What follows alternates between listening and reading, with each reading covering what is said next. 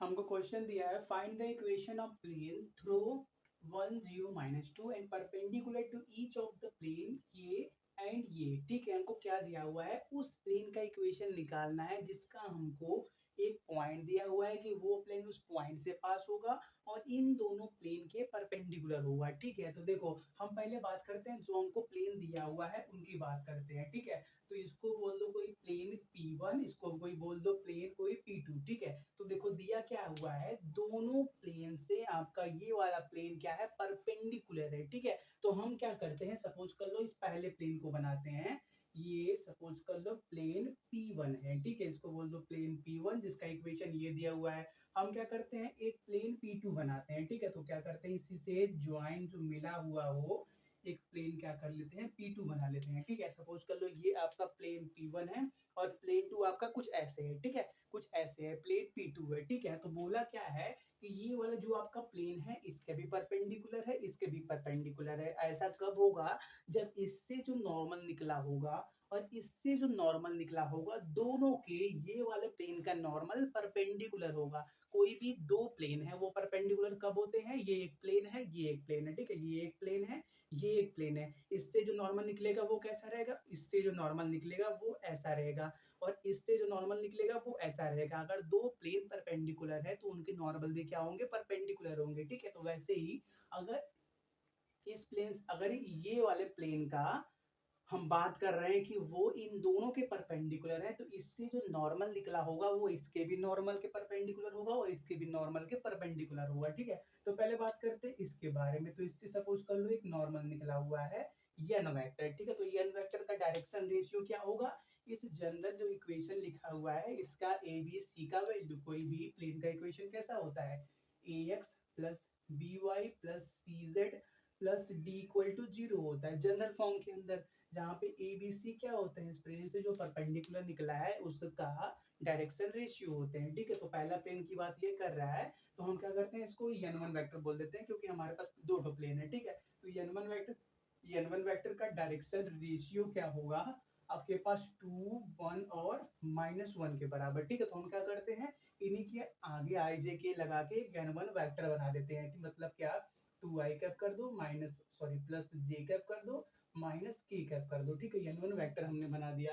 अब वैसे ही प्लेन जो है आपका ये हमने P2 बनाया उससे भी नॉर्मल निकला होगा, उससे जो नॉर्मल निकला हम उसको क्या बोल देते हैं, n2 वेक्टर बोल देते हैं। तो n2 वेक्टर का डायरेक्शन रेशियो क्या होगा, 1 -1 और -1 होगा। ठीक है, तो हम क्या करते हैं उसी के आगे भी आई जे के लगा के पूरा n2 वेक्टर बना देते हैं। तो कितना मिलेगा हमको, 1 आई कैप -1 जे कैप -1 के कैप के बराबर मिलेगा। ठीक है, 1 -1 -1 1 -1 -1। ठीक है, अब दिया क्या है, एक तीसरा प्लेन है उसका नॉर्मल की बात करते हैं। ठीक है, तो सपोज कर लो ये आपका प्लेन जो जो प्लेन P1 है, ये प्लेन P2 है, ये जो आपका प्लेन P3 जो हम निकालेंगे वो क्या है, ऐसे है। ठीक है, जेड डायरेक्शन में, ये आपका एक्स डायरेक्शन, ये आपका वाई डायरेक्शन, सपोज कर लो ये जेड डायरेक्शन में कुछ ऐसे रखा हुआ है। तो उससे जो नॉर्मल निकलेगा, सपोज कर लो ऐसे रेंडमली बना देते हैं। ठीक है, क्योंकि वो तो 2D फिगर है ना यार, वहां पे 3D आपको समझा नहीं सकते।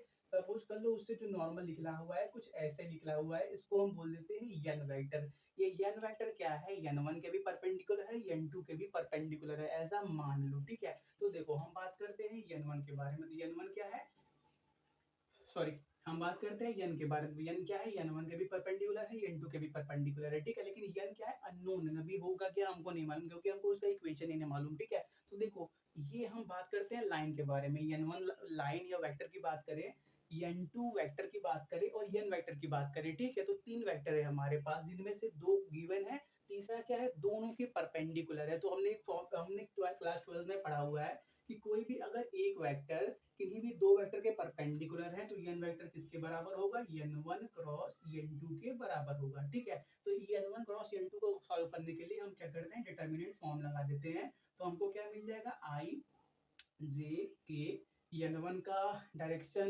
नहीं n1 का स्केलर कंपोनेंट मतलब आई जे की का कंपोनेंट 2 1 -1, तो 2 1 -1। अब n2 की बात करें तो 1 -1 -1, तो 1 -1 -1, बस इसको आप सॉल्व कर दो आपको n वेक्टर का इक्वेशन मिल जाएगा। ठीक है, तो पहले बात करते हैं आई के कंपोनेंट के बारे में। तो आई का कंपोनेंट ये कितना मिला, -1, और और ये कितना मिलेगा माइनस माइनस माइनस तो कैंसिल होने वाला है, ये सिंपली माइनस वन ही बचेगा, फाइन माइनस जे कैप, ये गया, ये कितना मिला -2 माइनस, और ये क्या हो गया प्लस हो गया, +1 प्लस के कैप की बात करें तो 1 2 जा 2 तो -2 मिलेगा, माइनस 1 1 जा 1 मिलेगा। ठीक है, हम क्या करते हैं इसको सॉल्व करते हैं तो कितना मिलेगा -2 आई कैप, फिर क्या -1 और यहाँ पे माइनस पहले से, तो क्या मिल जाएगा जे कैप, और यहाँ पे क्या हो जाएगा -3 के कैप। ये क्या मिल गया हमको, एन वेक्टर का इक्वेशन मिल गया। एन वेक्टर क्या है, जो तीसरा प्लेन हमने P3 बोला उससे जो परपेंडिकुलर निकला है उसका इक्वेशन निकला है,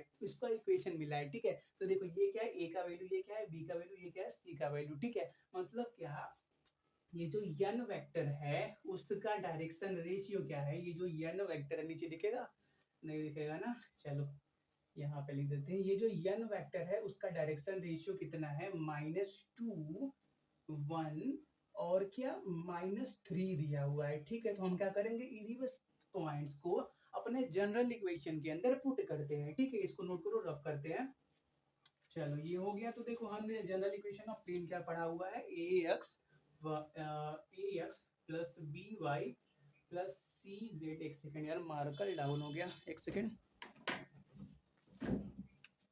plus cz plus d equal to 0 पड़ा हुआ है। तो अगर आप ऐसे लिखोगे तो आपको क्या करना पड़ेगा, d का वैल्यू निकालना पड़ेगा। तो d का वैल्यू कैसे निकलेगा, हम क्या कर लेते हैं, वही वाला फॉर्मूला यूज कर लेते हैं। ठीक है, तो a x minus x1 plus b y minus y1 plus c z minus z1 equal to 0। इसके अंदर ये जो आपका ये बनेगा ax by cz, उसको छोड़ने के बाद ये जो बच रहा है -ax1 -by1 -cz1, इनका जो सम होता है वो d के बराबर होता है। ठीक है, ये सब बात आपने स्टार्टिंग के लेक्चर्स में ही प्रूव किया था कि कैसे होता है। ठीक है, कोई दिक्कत भी नहीं है यार, आप इसको d के बराबर लिख सकते हो। d किसके बराबर है, d आपका -ax1 -by1 -cz1 के बराबर है। ठीक है, बस इतना जानते रहो। हम क्या करते हैं, इसी में पुट करते हैं। देखो हमारा, क्योंकि हमारा जो प्लेन जिसको ऊपर निकालना है वो इस पॉइंट से पास हो रहा है। ठीक है, तो देखो हमको ए बी सी मिल गया है, जो उस प्लेन से जो एन वेक्टर निकला उसका डायरेक्शन रेशियो मिल गया है। अब क्या करते हैं, इन पॉइंट्स को भी पुट कर देते हैं। तो क्या मिलेगा, ए का वैल्यू कितना है -2 एक्स माइनस x1 का वैल्यू 1, फिर क्या बात करें बी का वैल्यू कितना दिया है 1, फिर क्या y माइनस y1 का वैल्यू 0, फिर क्या प्लस सी का वैल्यू कितना है -3z माइनस z1। तो यहाँ पे कितना है -2, तो कितना हो जाएगा z प्लस 2 इक्वल टू 0। बस क्या करो, इसको ओपन कर दो, तो कितना मिल जाएगा -2x प्लस 2 प्लस y minus 3z minus 6 equal to 0। तो स्टार्टिंग में माइनस है तो क्या करो, पूरे इक्वेशन में माइनस से मल्टीप्लाई कर दो, तो क्या मिल जाएगा 2x माइनस y वाले को पहले लिख लो, y प्लस 3z, और ये कितना हो जाएगा -2 हो जाएगा, और ये +6 हो जाएगा, तो कितना मिल जाएगा +6 -2, मतलब क्या +4 इक्वल टू 0 मिल जाएगा। ठीक है, तो ये मिल गया आपको रिक्वायर्ड प्लेन का इक्वेशन। ठीक है, जो क्या इस पॉइंट से पास हो रहा है और इन दोनों प्लेन से क्या है परपेंडिकुलर है। ठीक है, नोट करो।